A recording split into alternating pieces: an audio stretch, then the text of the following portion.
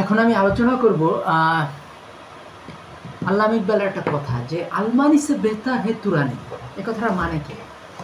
আলমানি সে বেহতার হে তুরানি, এটা একটা আল্লামা ইকবালের খুব ইম্পর্টেন্ট একটা কথা, যে জার্মানির থেকেও টার্কি বেটার। তো আমরা জানি যে প্রথম বিশ্বযুদ্ধে জার্মানি অংশগ্রহণ করেছিল, দ্বিতীয় বিশ্বযুদ্ধে জার্মানি অংশগ্রহণ করেছিল, কিন্তু তুরস্ক প্রথম বিশ্বযুদ্ধে অংশগ্রহণ করলো, দ্বিতীয় বিশ্বযুদ্ধে কিন্তু অংশগ্রহণ করেনি। তাইলে এখন আল্লামা ইকবাল বলতেছেন যে আলমানি সে বেহতার হে তুরানি। তা আলমানি হলো গিয়া যে যেটাকে আমরা বলছি যে জার্মানি, তো জার্মানি থেকেও টার্কি বেটার। এটা কার দাওয়া? এই দাবিটা করেছিলেন আল্লামা ইকবাল। তো আল্লামা ইকবাল সম্বন্ধে একটা বক্তৃতা দিয়েছিলেন কাজী আব্দুল ওয়াদুদ। সেই বক্তৃতাটার নাম হলো গিয়া হিন্দু মুসলমান সম্পর্ক। সেটা 1935 সালে 25শে আগস্ট, 26শে আগস্ট, 27শে আগস্ট, 28শে আগস্ট, 29শে আগস্ট, 30শে আগস্ট, 6টা দিন 6টা বক্তৃতা দিয়েছিলেন।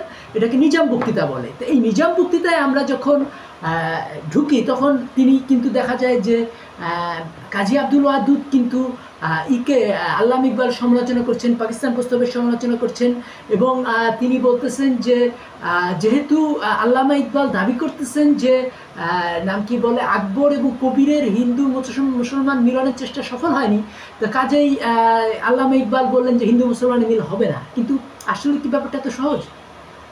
আল্লামা ইকবাল হিন্দু মুসলমানের মিলনের বিরোধী না, কিন্তু জাতিসত্তার যে শক্তি, যেটাকে বলা হয় সিনোনিজম, ঠিক আছে, যেটাকে জন মর্লি বলতেন সিনোনিজম, বা যেটাকে বলা হয় যে একটা জাতিসত্তার শক্তিটা যদি নষ্ট করে দেওয়া যায় তাহলে কিন্তু একটা জাতি মানে তার ক্ষতি হয়।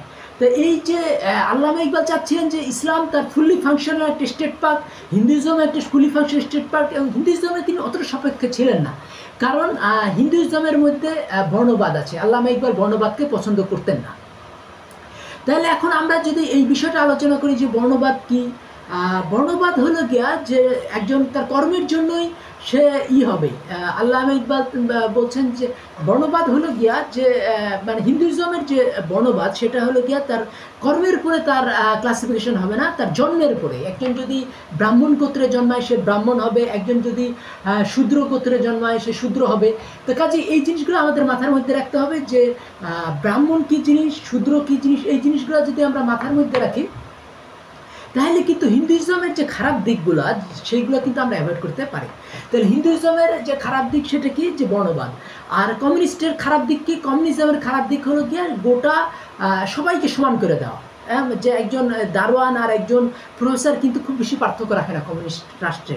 কমিউনিস্ট রাষ্ট্রের বেসিক প্রিন্সিপাল হলো গিয়ে অল মেন আর ইকুয়াল, কিন্তু আসলে কিন্তু অল মেন আর ইকুয়াল না। তাহলে হিন্দুইজমের যে বর্ণবাদ এইটার দিকে তিনি ঝুঁকে গিয়েছিলেন। নিটশে মার্ক্সকে বিরোধিতা করতে যায়, কিন্তু নিটশে অত বোকা না যে হিন্দুইজমকে সমর্থন করবেন, কিন্তু মার্ক্সের বিরোধিতা করতে গিয়ে তিনি হিন্দুইজমকে ভালো বলেছিলেন, হিন্দুইজমের যে বর্ণবাদকে ভালো বলেছিলেন। তারপরে হিন্দুইজমের যে, তো এই জিনিসটা কিন্তু আপাতভাবে ছিল এই মার্ক্সিস্ট এই নাৎসিবাদীদের মধ্যে, কিন্তু হিটলারের মধ্যে এত চরমভাবে কেন দেখা দিল এই জিনিসটা আমাদের চিন্তা করতে হবে। হিটলারের মধ্যে এত চরমভাবে মার্ক্সিস্টরা দেখা দেওয়ার একটা কারণ হলো এই যে মার্ক্সিস্টরা কিন্তু নাম কি বলে, মার্ক্সিস্টরা হলো যে গোটা মার্ক্সিজম হলো গিয়া যে সবাই সমান করে দিচ্ছে। এই জন্য নিটশে বললেন যে before God you are equal, but God is dead so not equal. মানে গডের সামনে আমরা সবাই সমান, কিন্তু গড মৃত, কাজেই আমরা সমান না। তাহলে এই যে অসাম্যবাদ, এই অসাম্যবাদ পরবর্তীতে আমরা দেখব যে ইসের মধ্যে চলে গেল, হিটলারের যে বর্ণবাদ। হিটলারের কিন্তু যে এই যে এই সাবাস্টিকা, এটা কিন্তু হিন্দুদের স্বাস্তিকাতে দেখবেন যে খেয়াল করে যে 4টা পয়েন্ট আছে। তো এই 4টা পয়েন্ট হলো চারটা বর্ণ আলাদা আলাদা আছে এবং তারা ভালো আছে। তো এই জিনিসটা আমাদের খেয়াল রাখতে হবে যে হিন্দুরা কিন্তু যতই তারা নিজেদের ভালো আছে দাবি করে, কিন্তু যারা শূদ্র তারা তো জানে তারা কত কষ্টে আছে। তাহলে এই জিনিসটা আমাদের খেয়াল রাখতে হবে যে আমাদের যে এই জার্মান দর্শন, সেই জার্মান দর্শন কিন্তু এই ঈদের মতো আর কি হিন্দুইজম, এবং হিন্দুইজমকে করেছে কে? সেটা হলো গিয়া নিটশে। আর ইকে প্রোপাগেট করছে কে, এই নাম কি বলে, ভারতে হিন্দুইজম আছে, হিন্দুইজমের পক্ষপাতীকে নিটশে, এই হিটলার গ্রুপ, 3 জার্মান দার্শনিক। আবার ভারতবর্ষে কমিউনিস্টরা আছে, কমিউনিস্টদের এই মতবাদের প্রবর্তককে মার্কস, ইনিও একজন জার্মান। নিটশেও জার্মান, মার্কসও জার্মান। কিন্তু আরেকটা জিনিসে যে এই ভারতবর্ষে ইসলামও আছে, ঠিক আছে? তো সেইখানে ভারতের প্রায় 15% লোক মুসলমান। তো সেই ইসলামের পক্ষপাতিত্ব কে করছে জার্মানিতে? গেটে। তাহলে এইখানকার যত পলিটিক্যাল এলিমেন্টগুলো, সেই এলিমেন্টগুলো কিন্তু আমরা ইসের মধ্যে পাই, জার্মানিতে আমরা খুঁজে পাই। তো জার্মানিতে যদি আমরা এই পলিটিক্যাল এলিমেন্টগুলো খুঁজে পাই, তাহলে সেই জিনিসটা আমাদের মাথার মধ্যে রাখতে হবে যে জার্মানি হলো গিয়া একটা দেশ, যে দেশ হলো গিয়ে পৃথিবীর সবচেয়ে ক্রিয়েটিভ। এই ক্রিয়েটিভ দেশের থেকেও বড় মনে করছেন কে, কাকে এত পাওয়ারফুল মনে করছেন? সেটা হলো গিয়া আল্লামা ইকবাল মনে করছে টার্কি।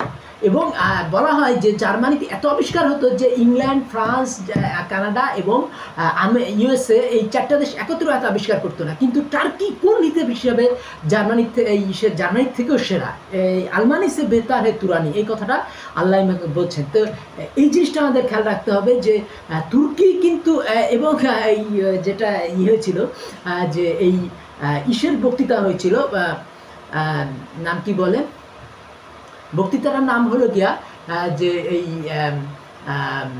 বিশ্বভারতীতে যে বক্তৃতা দিয়েছেন, নিজাম বক্তৃতা, ওখানে কিন্তু তিনি টার্কিকে যে মানে আল্লামা ইকবালকে ইনসাল্ট করা হয়েছিল যে টার্কির বিজয়ে এটা আল্লামা ইকবাল হয়েছিলেন, খুশি হয়েছিলেন, কিন্তু আল্লামা ইকবালের যে মতামত সেইটাকে তো টার্কি গুরুত্ব দেয়নি, দরকারও নাই। সেই কথাটাই তো আল্লামা ইকবাল বলছেন যে কাবেস, মানে এই টার্কি প্রসঙ্গে বলছে কাবেসে মিলগা পাশবান সারাম খানেসে। তাহলে কাবাকে রক্ষা করতে কারা আসলে? নাস্তিক, যারা ওই সময় যারা ধর্মকে অতটাই শ্রেষ্ঠ মনে করতো না, কামাল আতাতুর্কের যারা সংস্কারবাদী, তারা টার্কিকে সেভ করলো। তো এই জন্যই আল্লামা ইকবাল বলেছিলেন যে বেতার হে তুরানি। তাহলে এখন এই যে বিষয়টা আমি একটা ভূমিকা করলাম, এই ভূমিকাটা করার একটা উদ্দেশ্য ছিল। সেই উদ্দেশ্যটা হলো গিয়া যে বাংলাদেশ কি ইসের থেকে সফল হবে, এই যে নাম কি বলে ধর্মীয় রাজনৈতিক যে বিরোধগুলো মোকাবেলা সফল হবে কিনা। যেমন এই পশ্চিমবাংলায় একটা লোক কিন্তু প্রায় এই কথাগুলো বলে যে তিনি হলেন গিয়া এই ময়ূক চৌধুরী, যে ডক্টর ইউনূস আপনি পারবেন, অবশ্যই পারবেন। তো এই জিনিসটা কারা পেরেছিল? পৃথিবীতে 2টা দেশ পেরেছিল তাদের ধর্মীয় রাজনৈতিক সমস্যা মোকাবেলায়। তো সেই 2টা দেশ কে একটা হলো গিয়া ইংল্যান্ড, একটা হলো জার্মানি। শেক্সপিয়ারের পর থেকে মানে একটা ইস্পাত কঠিন একটা ইউনিটি, ধর্মীয় রাজনৈতিক সমস্যা মিটিয়ে ফেললো কে? এই হলো গিয়া ইংল্যান্ড। তো ফলে একটা দেশ, মানে পৃথিবীর দেখা যায় 200 দেশ থাকলে 86টা দেশ ইংল্যান্ডের অধীনে ছিল একটা সময়। তো এই যে ইংল্যান্ডের শ্রেষ্ঠতা, এটা কিন্তু একটা বিরাট ব্যাপার। ইংল্যান্ডের শ্রেষ্ঠতাকে যদি আমাদের বুঝতে হয়, তাহলে কিন্তু আমাদের ওই জিনিসটা খেয়াল করতে হবে যে এই একটা দেশ কীভাবে শেক্সপিয়ার পড়তে হবে। শেক্সপিয়ার কিন্তু তাদের ধর্মীয় রাজনৈতিক এই 2টা সমস্যাকে মিটিয়ে ফেলেছিল। তাহলে ধর্মীয় রাজনৈতিক সমস্যা যদি মিটিয়ে ফেলতে পারে একটা দেশ, তখন কিন্তু সে অর্থনৈতিকভাবে প্রচণ্ড উন্নতি হয়, সামরিকভাবে প্রচণ্ড উন্নতি হয়, রাজনৈতিকভাবে প্রচণ্ড উন্নতি হয়, বৈজ্ঞানিকভাবে প্রচণ্ড উন্নতি হয়। এগুলো কিন্তু সবই ইংল্যান্ডে হয়েছিল। আচ্ছা, গেটের পরে কিন্তু জার্মানিও কিন্তু তার ধর্মীয় রাজনৈতিক সমস্ত সমস্যাগুলোকে মিটিয়ে ফেলেছিল। এখন আমাদের এখানে কি, আমাদের এই যে ইন্টারনেট রেভলিউশন 2024, এরপরে কি বাংলাদেশেও কি ধর্মীয় রাজনৈতিক সমস্যাগুলো মিটিয়ে ফেলতে পারবে? অবশ্যই পারবে। তাহলে আমরা গেটেকে যদি আমরা পড়ি, শেক্সপিয়ারকে যদি পড়ি, তাহলে এটা বুঝতে হবে যে বাংলাদেশে এখন এত কিছু জ্ঞান, এত জ্ঞানী লোক আছে যারা জার্মান দর্শন জানে, নিটশে পড়েছে, শোপেনহাওয়ার পড়েছে, হেগেল পড়েছে, কান্ট পড়েছে, কাজেই এবং শেক্সপিয়ার পড়েছে, গেটে পড়েছে। তাহলে এই যে ওদের যে বেস্ট জিনিসগুলা, তাহলে এখন কথা হলো যে পাকিস্তান কেন এটা পারলো না? কারণ পাকিস্তান ধর্মীয় রাষ্ট্র হিসেবে যখন আবির্ভূত হলো, তখন কিন্তু তারা মুসলমানরা ঢিল দিয়ে ফেললো, কিন্তু ভারতের মুসলমানরা কিন্তু ঢিল দেয়নি। ইকবালেরই একটা লাইন আছে, আপনারা একটু খেয়াল করলে বুঝতে পারবেন। ইকবালের লাইনটা হলো গিয়া যে এই নাম কি বলে, যে তামাচা খাতে থে जो सदाफ तामाचे खाते थे ও বানকে গুহার নিকলে। ঠিক আছে? তাহলে যেই ঝিনুকটা নাম কি বলে যে ঝিনুকটা এই স্রোতের বাড়ি খাইতো সেইটা কি হলো, সেখানে কিন্তু মুক্তা তৈরি হলো। তাইলে এই যে ভারতে মুসলমানরা কিন্তু একটা পরিচয় সংকটে ভুক্ত, ফলে ভারতে একটার পর একটা জ্ঞানী গুণী মুসলমান জন্মাইতে শুরু করলো, যেটা পাকিস্তানে কিন্তু জাভেদ আখতারও জন্মায়নি, গুলজার তো মুসলমান না, জাভেদ আখতারও জন্মায়নি, তারপরে এই মজরু সুলতানপুরে জন্মায়নি, এতে শাহি লুধিয়ানপুরে জন্মায়নি। তাহলে এই যে ভারতের যে ট্যালেন্টেড যত এই যে মানে এই সেলিম খানও একটা জন্মায়নি পাকিস্তানে। তাহলে এই ভারতে কিন্তু এই সেলিম খান জন্মাইছে, জন্মাইছে, মজরু সুলতানপুরি জন্মাইছে, তারপরে জন্মাইছে, মজরু সুলতানপুরি জন্মাইছে, তারপরে ভারতে সে নাম কি বলে শাহির লুধিয়ানি জন্মাইছে, মেহবুব খান জন্মাইছে, কে আসিফ জন্মাইছে। এরা কিন্তু মানে জার্মান দর্শন ঘেটে ঘুটে, ব্রিটিশ দর্শন, ফ্রেঞ্চ দর্শন ঘেটে একটা দেশ তৈরি করেছে। সেই দেশটা গণতান্ত্রিক, এবং সেই দেশটাতে কি হয়েছে, কখনো সেনাবাহিনীর অভ্যুত্থান ঘটেনি।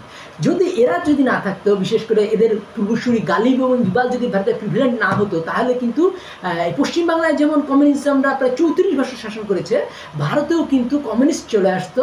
আর সেই কমিউনিস্ট কিন্তু পশ্চিমবাংলার মতো হইতো না, কারণ পশ্চিমবাংলাকে তো সেন্ট্রাল নিয়ন্ত্রণ করে। সেন্ট্রালে যদি কমিউনিস্টরা চলে আসতো, কমিউনিস্টদের মধ্যে কিন্তু রক্তপাতের ব্যাপার আছে, এবং খুব সম্ভব যে চায়নার মতো ভারতও কিন্তু একটা মত প্রকাশের স্বাধীনতাহীন একটা দেশে পরিণত। কিন্তু যেহেতু ভারতে এই মুসলমানরা প্রচণ্ড পড়াশোনা করেছেন, তারা কিন্তু মানে ভারতের গণতন্ত্রকে এবং এই জিনিসগুলো খেয়াল রাখতে হবে। বিজেপিও কিন্তু একজন মুসলমানকে ভারতের রাষ্ট্রপতি করতেছে, এপিজে আব্দুল কালাম।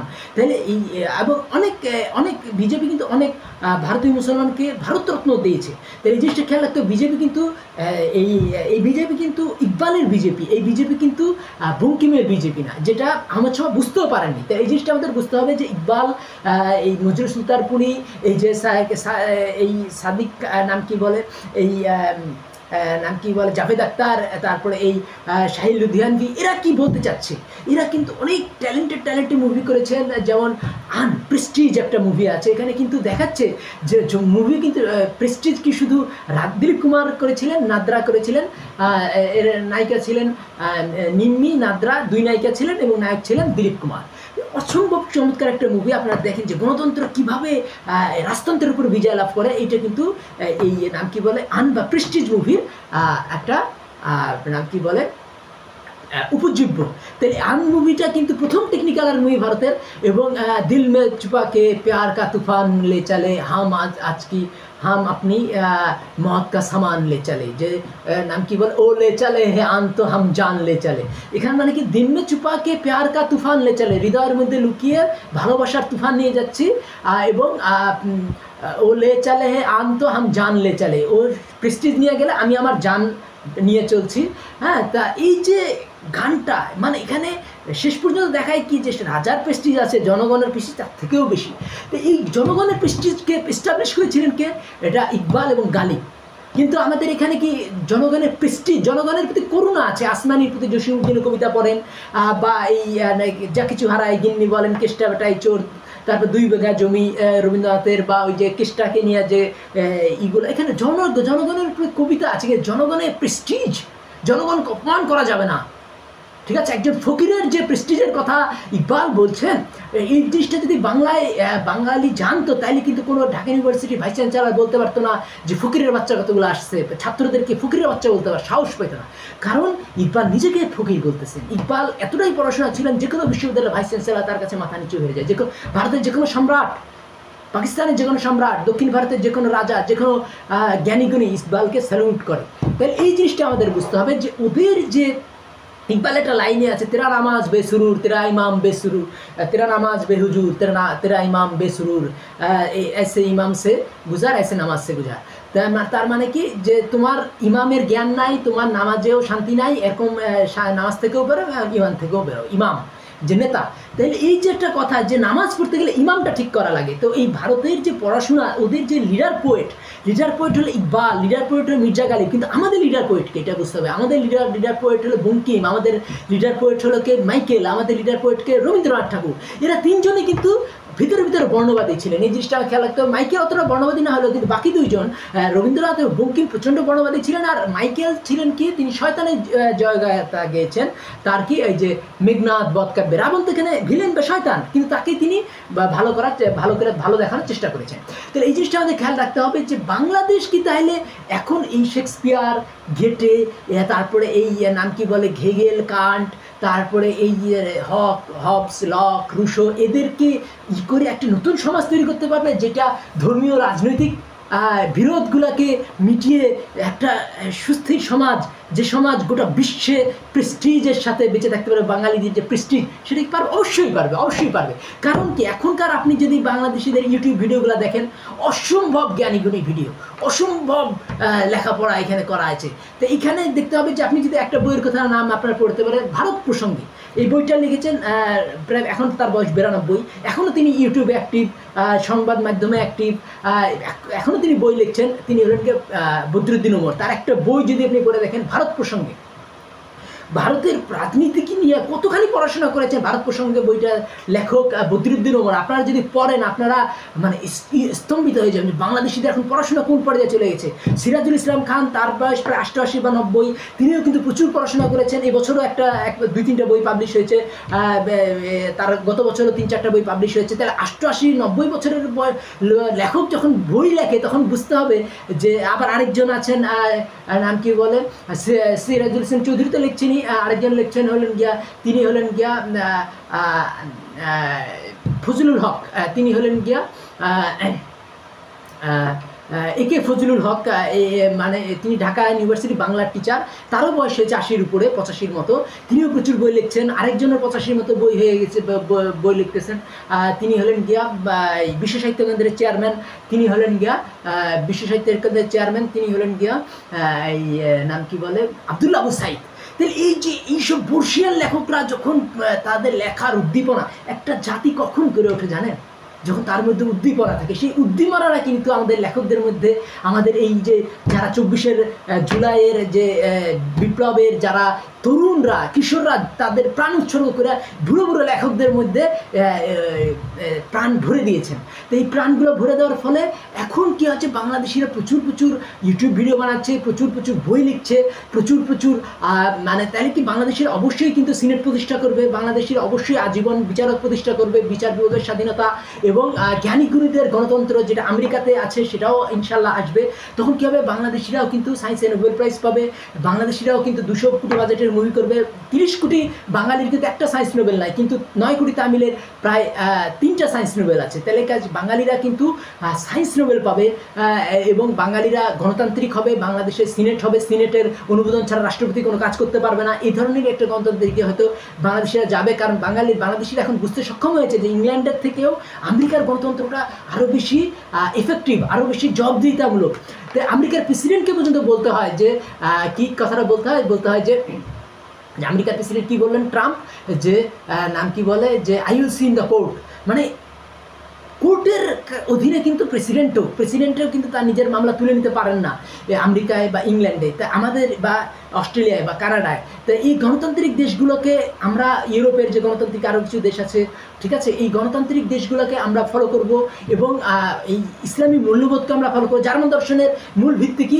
ইসলামের হার্ট আর ব্রিটিশ ব্রেইন। তো এই দুটোর সমন্বয় কিন্তু হয়ে যাচ্ছে, তুর্কিতে হয়েছে বলে তুর্কি আর ইন্দোনেশিয়া মাত্র ধরেন আপনার 28 কোটি আর 7 কোটি, মাত্র 35 কোটি মানুষের দেশ। কিন্তু এখন কি হচ্ছে, তারা কিন্তু ইসের নাম কি বলে, ইসের থেকেও বেশি, মানে ভারতের জিডিপি, টোটাল জিডিপি থেকেও বেশি জিডিপি কিন্তু এই মাত্র 35 কোটি মুসলমানের দেশে। তাহলে তুর্কি কিন্তু এত উন্নতি করেছে যে 8 কোটি লোকের যে টোটাল যে বাজেটটা এত বিশাল যে ভারতকে পাল্লা দেওয়ার জন্য তার সাথে শুধু ইন্দোনেশিয়াকে যোগ করলেই যথেষ্ট হয়ে যাচ্ছে। তা কাজেই এই যে কথাটা, কিন্তু তুর্কির যে সমাজ জীবন কিন্তু ইসের মতো ভেঙে পড়ে না। এই জিনিসটা আমাদের বুঝতে হবে যে এই জার্মানি বা আমেরিকা বা ওয়েস্টার্ন দেশগুলোতে যে বা ইংল্যান্ডে, জার্মানি তো অত যাটুক ভেঙে পড়েছে, কিন্তু এইসব দেশে যে এই ওয়েস্টার্ন কালচারের যে মানে দেখাচ্ছে পারিবারিক লাইফ ধ্বংস হয়ে গেছে, ভ্যালুসের অধপতন হয়ে গেছে, কিন্তু টার্কিতে কিন্তু অধপতন হয়নি। তাই এই জন্যই কিন্তু আর টার্কি কিন্তু আরেকটা জিনিস, কিন্তু টার্কি কিন্তু এখন এই যে নাম কি বলে ঈদের সাথেও চুক্তি করতে যাচ্ছে, নাম কি বলে এই কুর্দিদের সাথেও চুক্তি করে ফেলেছে। কাজেই টার্কিতে তাদের ধর্মীয় রাজনৈতিক গণ্ডগোলগুলো মিটিয়ে ফেলেছে। বাংলাদেশে তো আমরা চাকমাদের সাথে চুক্তি করেই রেখেছি। কাজেই বাংলাদেশ কিন্তু আমাদের ধর্মীয় রাজনৈতিক সমস্ত বিরোধগুলো মিটিয়ে ফেলছি কার আলোকে? শেক্সপিয়ার এবং গেটের আলোকে। এবং গেটেকে পড়লে পরে যে আমরা নাস্তিক হয়ে যাবো এটা কিন্তু নয়, কারণ গেটে হলো গিয়ে সেই একমাত্র মানে চরমোন্নত দেশের চরমোন্নত কবি, যিনি আল্লাহ নবীর প্রশংসায়, ইসলামের প্রশংসায় 200-250 কবিতা লিখেছিলেন। বইটার নামও বলে দিই, ওস্টারডিভান। শুধু বইটা লেখেননি, মানে পূর্ব পশ্চিম দেওয়ান, সে বইয়ের ব্যাখ্যাটাও তিনি দিয়েছেন। ব্যাখ্যাটাও পড়বেন, ব্যাখ্যা না পড়লে, এবং এর সঙ্গে কান্টের দর্শন অ্যাপ্লাই করতে হবে। কান্টের দর্শন না পড়লে গেটেকে বোঝা যায় না। যেমন কাজী আব্দুল ওয়াদুদ কিন্তু গেটেকে বুঝতে পারেননি। কাজেই বাংলাদেশ কি হবে, নাম কি বলে, এই জার্মানির থেকে উন্নত, বাংলাদেশ কী হবে টার্কির থেকে উন্নত, এই প্রশ্নটা আমরা রাখতে পারি। এবং বাংলাদেশ কী হবে গণতান্ত্রিক, বাংলাদেশ কী হবে নাম কি বলে ধর্মীয় রাজনৈতিক সমস্যার মোকাবেলা করতে পারবে, অবশ্যই পারবে। আমার কথাগুলি ভালো লাগলে আমার চ্যানেল সাবস্ক্রাইব করুন এবং লাইক বাটন ক্লিক করুন। ধন্যবাদ।